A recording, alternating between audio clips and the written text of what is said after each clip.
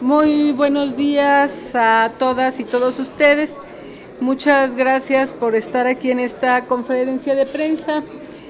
Quiero presentarles al doctor Manuel Suárez, director del Instituto de Geofísica, al doctor José Luis Palacios Prieto, coordinador de promoción de Geoparque Mixteca Alta, y al doctor Carlos Canet Miguel, representante del director del Instituto de Geofísica, al doctor Hugo Delgado Granados, coordinador del proyecto Geoparque Comarca Minera de Hidalgo, al maestro en Ciencias David Zamudio Ángeles, secretario de Gestión y Vinculación del Instituto de Geofísica, a Miguel Lara Flores, coordinador de vinculación del Instituto de Vinculación Institucional de la UNAM, y a Lucirene del Carmen Montes Lara. El propósito de esta conferencia es anunciar que en la segunda comisión las y los legisladores aprobamos por unanimidad proponer a la Comisión Permanente otorgar un reconocimiento público a la Universidad Nacional Autónoma de México por su importante labor realizada a favor de los geoparques. Un trabajo que no tiene precedentes en nuestro país y tampoco en el continente. Quiero decirles que por primera vez la UNESCO otorgó la categoría de geoparques mundiales a la comarca minera de Hidalgo y a la Mixteca Alta del estado de Oaxaca. 2 sitios para México de los 8 que otorgó la UNESCO. De allí la importancia del trabajo que se ha de realizar. Este acto es de suma importancia, ya que los geoparques mundiales son sitios con una diversidad geológica en los que sus habitantes se encuentran comprometidos en resguardar el patrimonio natural, y las autoridades están obligadas a alentar el desarrollo sostenible de estos territorios. Sin duda es un motivo de orgullo, más que haya sido gracias al trabajo y dedicación de investigadores de los institutos de Geofísica y de Geografía de la UNAM, y porque fueron una pieza clave, fundamental, para que la UNESCO registrara a los 2 primeros geoparques mundiales en México. Sin embargo, la tarea de los investigadores no ha concluido, dado que la UNESCO otorga el reconocimiento de Geoparque Mundial con una vigencia de 4 años. Por ello, en la segunda comisión se aprobó solicitar a diversas dependencias del gobierno federal y a los gobiernos de Hidalgo y de Oaxaca realizar diversas acciones que consoliden los proyectos de preservación, además de asignar presupuesto y fomentar la participación de la comunidad que está en estos territorios. La intención es potenciar este espacio y que todos los niveles de gobierno instrumenten acciones para garantizar la ratificación de geoparques mundiales de la UNESCO. La Comisión Permanente organizará este reconocimiento a una de las instituciones de mayor credibilidad y confianza en México, como es la UNAM, la cual bien merecido lo tiene por este importante logro. A continuación le daré la palabra al doctor José Luis Palacios Prieto, coordinador de promoción del Geoparque de la Mixteca Alta. Gracias. Buenos días a todos, muchas gracias por estar aquí. Bueno, en efecto, como decían, el pasado 5 de mayo la UNESCO informó acerca del reconocimiento de 2 territorios mexicanos en los cuales la UNAM ha estado trabajando como geoparques mundiales. Estos geoparques mundiales son los 2 primeros en México y 2 de los 4 únicos geoparques mundiales con que se cuenta en América Latina, además de Brasil y Uruguay. Estamos ahora trabajando en la construcción de una red latinoamericana de geoparques, es el esfuerzo internacional. El geoparque es una estrategia de desarrollo territorial en donde están involucradas las comunidades que habitan este territorio. No son áreas naturales protegidas, son territorios en donde la actividad humana de una manera sustentable mantiene el territorio, los intereses de las comunidades, Son, como decía, estrategias de desarrollo a través del turismo, un turismo responsable, un turismo sostenible, sustentable, basado en primer lugar en las condiciones o en las características geológicas particularmente importantes o distinguibles por su importancia internacional, pero que también guardan una relación con otros temas, además de la geología, la geografía, la geodiversidad, la cultura, la arqueología, la biodiversidad, todo en su conjunto. Son estrategias también que promueven la educación, la geoconservación, en un enfoque integrado, en donde participan las comunidades como gestoras del proyecto y que son también las principales beneficiadas. Estas dos propuestas que se presentaron, no es común que un solo país presente dos candidaturas y que las dos candidaturas sean aceptadas.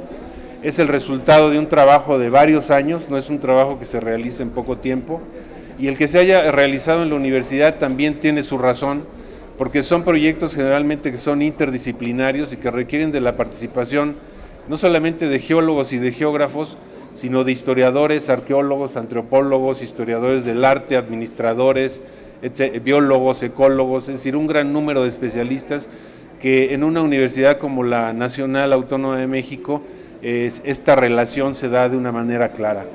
Así que, bueno, agradecemos mucho este reconocimiento que se otorga ya a la universidad y establece un compromiso, como se mencionó, el nombramiento no es permanente, sino que dentro de 3 o 4 años vendrá una nueva evaluación. Tenemos una serie de recomendaciones de la UNESCO que se tienen que atender y para las cuales se necesita el esfuerzo no solamente de las comunidades que habitan el geoparque, sino también de instituciones a todos los niveles de gobierno, municipal, estatal y federal. Muchas gracias. Bueno, y para concluir las intervenciones, le doy la palabra a Miguel Lara Flores, coordinador de vinculación institucional de la UNAM. Muchas gracias por su presencia. Buenos días a todos. Quiero recalcar 3 aspectos muy importantes de estos 2 proyectos de geoparques. Primero, es un esfuerzo coordinado por el Instituto de Geografía y el Instituto de Geofísica a través de líderes académicos, que son el doctor Carlos Canet y el doctor José Luis Palacios. Esto per se es un trabajo y un esfuerzo que se basa en el conocimiento y en los avances científicos. El segundo aspecto es que es un proyecto que comprende la participación de la academia, los gobiernos estatales y municipales y las sociedades de las regiones de Oaxaca e Hidalgo. Esto me parece que demuestra cómo desde la universidad o desde la academia se puede incidir en proyectos que resulten en el beneficio social, como son estos 2 proyectos de los geoparques de Oaxaca y Hidalgo.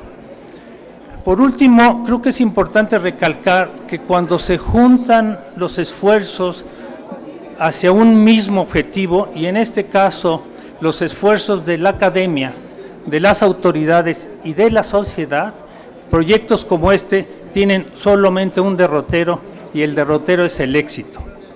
Por todo esto, la universidad se siente satisfecha y orgullosa de sus académicos y los esfuerzos que ahí se realizan. Creemos que es el principio de un desarrollo interesante que enlaza a la universidad con la sociedad y esperemos pronto ser las piedras de inicio de una red de geoparques con referencia internacional. Muchas gracias. Bueno, si hubiera preguntas.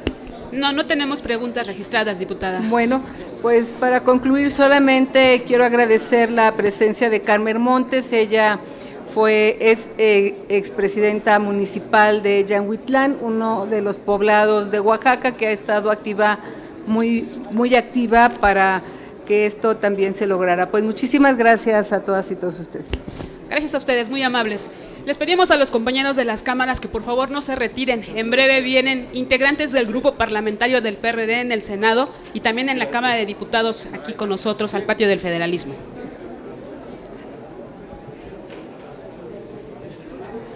Los integrantes de la bancada del PRD vienen encabezados por la senadora Dolores Padierna Luna, coordinadora del grupo parlamentario aquí en el Senado, y también viene el diputado Jesús Zambrano Grijalva, así como demás integrantes de las bancadas del Sol Azteca en el Congreso de la Unión.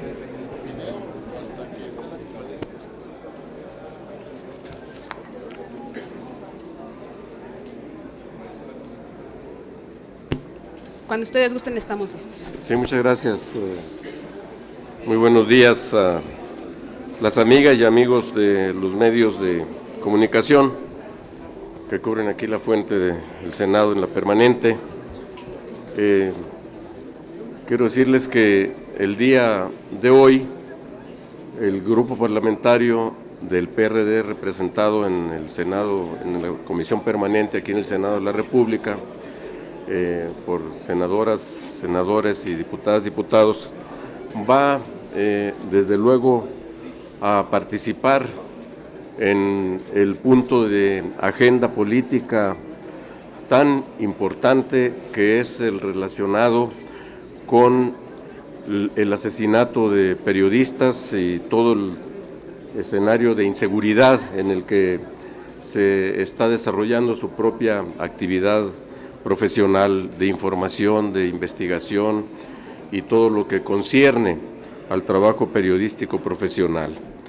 Nosotros, desde luego que acompañaremos un pronunciamiento de la mesa directiva de la Comisión Permanente, pero también haremos en voz de la senadora Dolores Padierna un posicionamiento relacionado con este conjunto de hechos y que no se quede en un mero lamento, en una mera condena, sino que sepamos con toda precisión qué tipo de medidas, de acciones, de estrategias se están tomando por parte del Gobierno de la República para hacerle frente a este a estos hechos, a este fenómeno tan lamentable, tan complicado de nuestro país.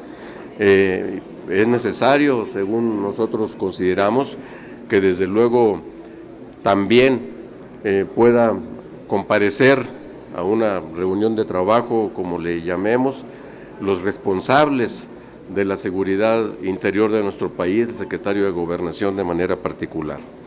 Desde luego también en el capítulo de iniciativas vamos nosotros a presentar como PRD una iniciativa de reforma constitucional para regular el uso proporcional de la fuerza, que se ha hecho más necesaria esta regulación ante los últimos hechos ocurridos en Palmarito, Puebla, de la comunidad de Palmarito, en uno de los municipios de Puebla, hechos en los cuales se generaron delitos y daños a la infraestructura estratégica del país por parte de grupos delictivos que deben combatirse en el marco de la propia legalidad que tenemos y de otras que desde nuestro punto de vista deben crearse.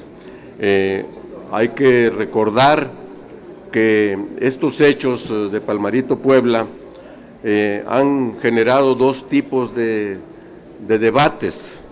Uno que tiene que ver con el retomar estos hechos para hacer una nueva presión para que se lleve a cabo ya una dictaminación de una iniciativa de ley de seguridad interior que hoy está radicada como Cámara de Origen en la Cámara de Diputados. Y al mismo tiempo que allá se encuentra la minuta del Senado de la República sobre el mando mixto policial, ante lo cual el PRI no ha querido darle curso a esta dictaminación en la Cámara de Diputados y sí, en cambio, han insistido en que saquemos adelante la iniciativa y la dictaminemos en sus términos sobre ley de seguridad interior. Hemos escuchado, incluso en voz del propio secretario de la Defensa, que todo este asunto de los huachicoleros y la ordeña, como se le dice coloquialmente, de los ductos de Pemex, no es un asunto que deba ser atendido por el Ejército. Pero resulta que el artículo 28 constitucional habla de que la actividad petrolera tiene carácter estratégico y que además el artículo 5 de la Ley de Seguridad Nacional señala que la afectación a las instalaciones energéticas es una amenaza a la seguridad nacional al ser actos tendientes, dice el propio artículo 5 de la ley, al ser actos tendientes a destruir o inhabilitar la infraestructura de carácter estratégico e indispensable para la provisión de bienes o servicios públicos, y por lo tanto le corresponde a la Federación, en especial a las Fuerzas Armadas y a las dependencias federales del Gobierno de la República, la reacción y prevención de actos que destruyan o inhabiliten la infraestructura estratégica o indispensable para proveer bienes o servicios públicos. Es el caso de las instalaciones de los ductos de Pemex. Entonces, de allí, ¿qué es lo que se derivó por otra parte? Pues lo que vimos lamentablemente, el uso desproporcionado de la fuerza, la ejecución extrajudicial de uno de los presuntos delincuentes que fueron detenidos en el acto mismo de robo de hidrocarburos. Y por ello, desde nuestro punto de vista, considerando estos dos grandes elementos, lo correspondiente a la importancia y el papel estratégico de las instalaciones petroleras que está contemplado en la Constitución y en la Ley de Seguridad Nacional también, como una obligación del Ejército, de las fuerzas federales, de cuidar, de preservar las mismas para que se siga dotando de todo ello al país entero, no puede derivarse, no debe aprovecharse este lamentable hecho para decir, entonces lo que se requiere es una ley de seguridad interior que llevaría, como lo hemos dicho, a no tener en el corto tiempo a cuerpos policíacos suficientemente calificados, eficaces, que actúen con eficiencia que requiere la población, y que por lo tanto no se quiera aprovechar esto para volver a la carga en algo que también las propias organizaciones de la sociedad civil y los tratados internacionales advierten sobre el riesgo de militarización de las acciones de seguridad de nuestro país, especialmente de seguridad pública.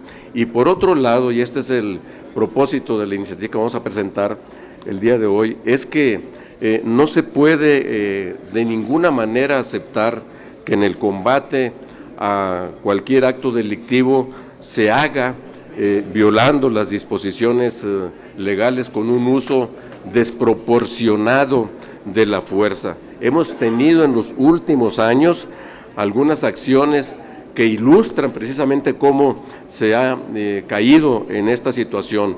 Los hechos de San Salvador Atenco en mayo del 2006, los de Tlatlaya, que fueron un escándalo internacional en junio de 2014, de Tanuato, Michoacán, en mayo de 2015 por parte de la Policía Federal, en Asunción, Nochistlán, en Oaxaca, en junio de 2016, también por parte de las policías federal y estatales,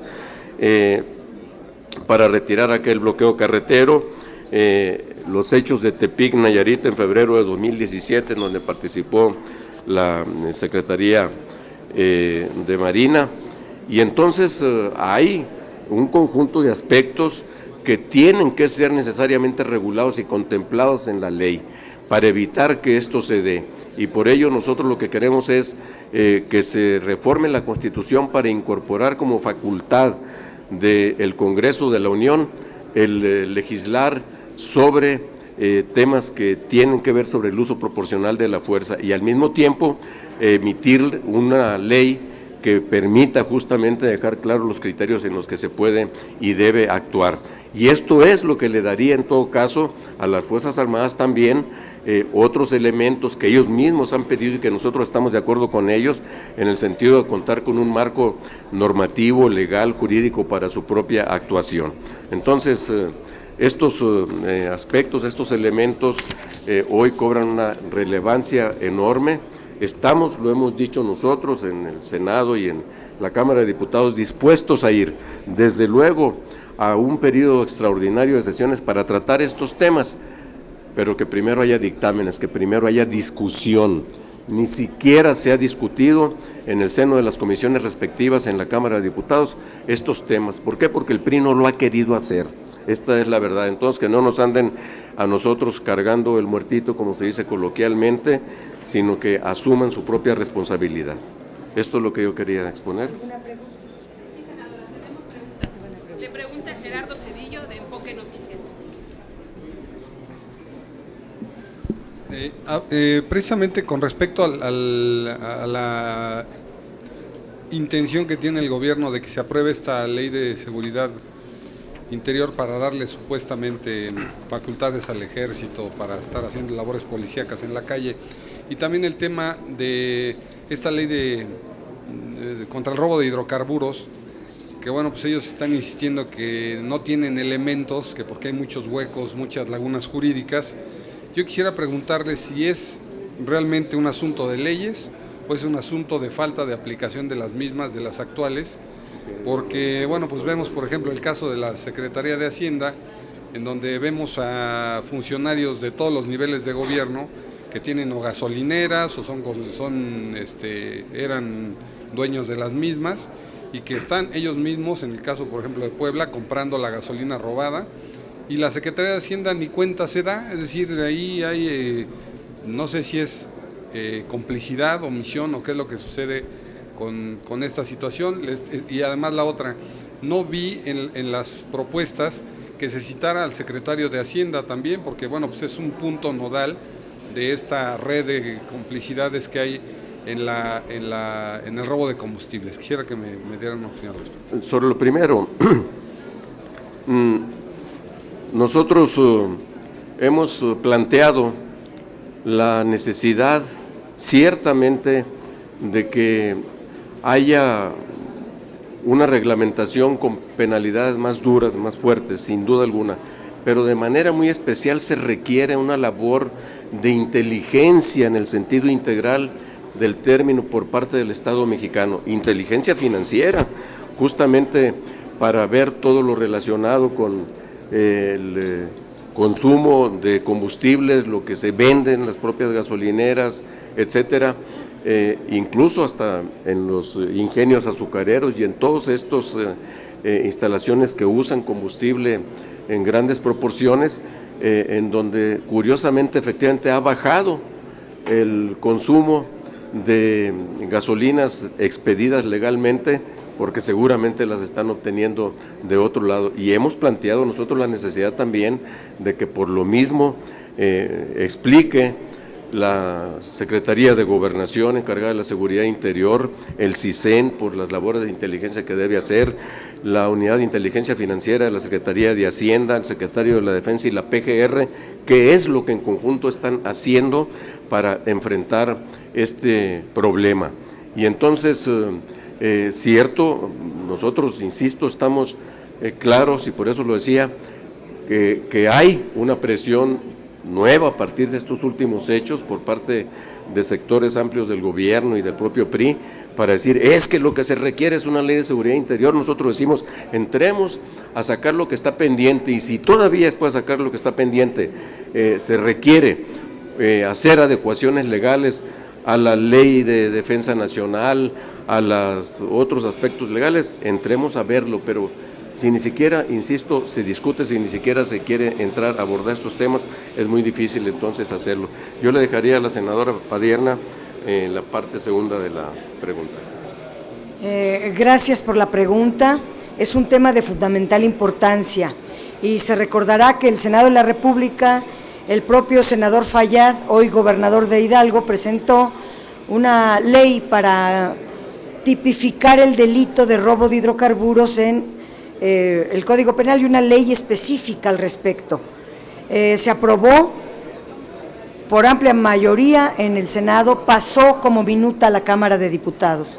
Esperábamos la dictaminación en Cámara de Diputados. Para nuestra sorpresa, nos regresó o nos llegó una minuta de Cámara de Diputados, pero era otra ley muy diferente. ¿Quién domina las cámaras del Congreso de la Unión? El PRI. ¿Quién propuso una iniciativa y la otra? El PRI. No han querido legislar sobre el robo de hidrocarburos. Han sido maniobras, estratagemas, actuaciones dilatorias para no tener ley contra el robo de hidrocarburos. Se nos dice que la minuta del Senado solo castigaba el robo de hidrocarburos y no a quien compra los hidrocarburos robados. Bueno, pues eso hubiera podido venir como minuta de la misma para no tener ahora dos leyes no dictaminadas en ambas cámaras. Pero ¿quién hizo este relajo con unas y otras? ¿Quién domina las cámaras de diputados? Yo qué le diría que es una, con ley y sin ley, la PGR tiene todas las facultades, todas las herramientas, todos los recursos para sancionar, para evitar este robo de hidrocarburos. ¿Que la PGR es la única autoridad? No. Pemex sabe muy bien en qué horario, por dónde pasan los ductos. La Secretaría de Energía conoce perfectamente todo el funcionamiento y por eso decíamos nosotros en la sesión pasada que al menos 4 o 5 autoridades deben de venir a comparecer a la comisión permanente para que rindan cuentas de sus omisiones, cada uno en sus respectivas competencias, porque hoy día con esas competencias les da para castigar y sancionar severamente y para erradicar este gravísimo problema que causa una pérdida de 25,000 millones de pesos al año, con ley o sin ley. ¿Alguna otra pregunta? Tenemos otra pregunta, senadora. Le pregunta Silvia Arellano, del Grupo Milenio. Adelante, Silvia. Buenos días. Para preguntarle al diputado Zambrano y a la senadora Padierna sobre estas declaraciones que hizo la embajadora Jacobson sobre que pide a México y a Estados Unidos seguir pues con la lucha contra el narcotráfico, porque está cobrando nuevamente varias vidas en ambos países, y dice también que va a seguir apoyando a Estados Unidos a México en este tema. En el marco en el cual hizo las declaraciones la embajadora Roberta Jacobson, fue muy ilustrativo, porque ella reconoció las muertes de ciudadanos estadounidenses por motivo de las adicciones, que es un problema gravísimo en el país norteamericano.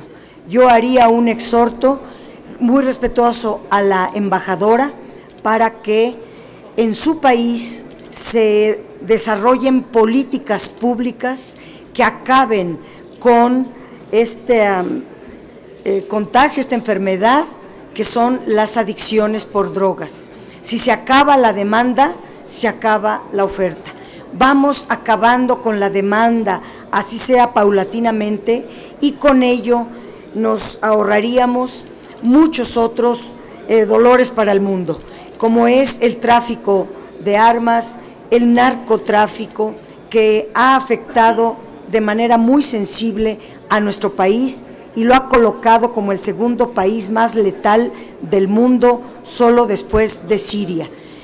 Hacer esa reflexión junto con la embajadora. Gracias. No tenemos más preguntas. Gracias. Muchas gracias a ustedes.